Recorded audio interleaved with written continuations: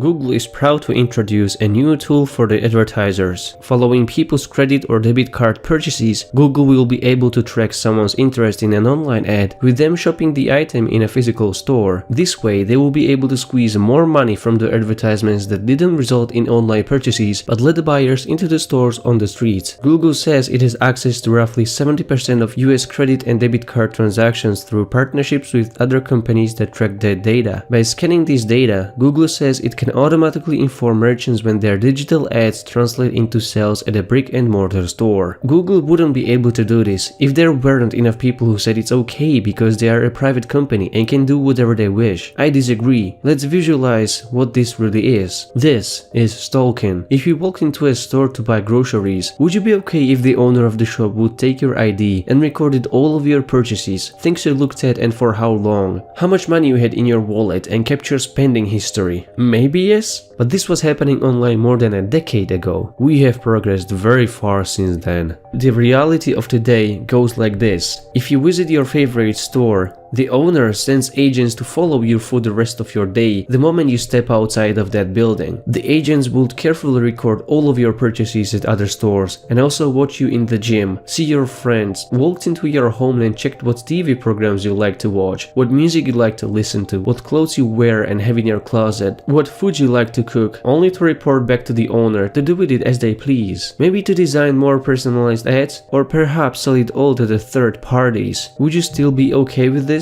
You could say that you would then stop shopping at that store and went somewhere else, only to realize that they are all connected through a chain of advertisers, all of them interested in one thing: the data. Every store you visit, cinema you go to, work you do, whatever there is would send their own agents to track you at 100% of your time. Just because in real life these agents are cookies and advertising IDs doesn't change the fact that this is seriously disturbing. This is no longer an attack on your privacy. This is aiming at your human nature as a free individual. The law is falling behind on the pace of the progress. No one except for those making the biggest profit from this situation are able to devote enough time to track the dramatic changes of the technological innovation. Average citizens is after all left to express their choice once every 4 years.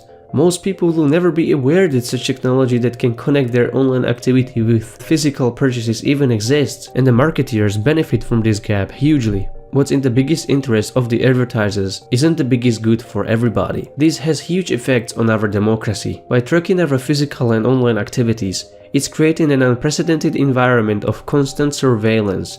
The eye that never blinks, if you will. Google crossed the line many years ago, but this is pushing things to a next level. It normalizes profiling of entire physical and virtual human activity. The only way to avoid this would be to stay off the grid, which is completely inconsistent with sustainable life in modern society. Combined with the effects of income inequality, lives of everybody are being decided on through the lenses of profit-hunting algorithms by the smallest number of elites in history of human civilization. The data collection is so vast that everything can be predicted based on your previous activity and interests. The offer is then cut down to the product that you are most likely to spend the biggest pile of cash on, or in other words, it eliminates your freedom of choice. Advertisers have become so powerful, they are reshaping the society from its free fundamentals back to the elitist order, where the privileged few hold on to power and resources and decide on other people's lives. The comfortable argument is that it's great to be given what you want without having to look for it, but that's inconsistent with human nature to answer incentives to seek the biggest profit. The personalized experience is narrowed down to the most expensive product you are willing to pay for, while eliminating potentially cheaper options you might favor instead. It is more reasonable to believe that self-learning machines are programmed on this basis. Just like in another authoritarian era of human history, when the success was measured in the number of slaves or serfs someone owned, today it's those who own the data that accumulate most of the wealth. The new economy isn't based on diversity of production, but around the self-sustaining circle of targeted advertising with data mining and artificial intelligence. The vast majority of people are excluded from entering this market, and there goes one more reason to stop using card payments.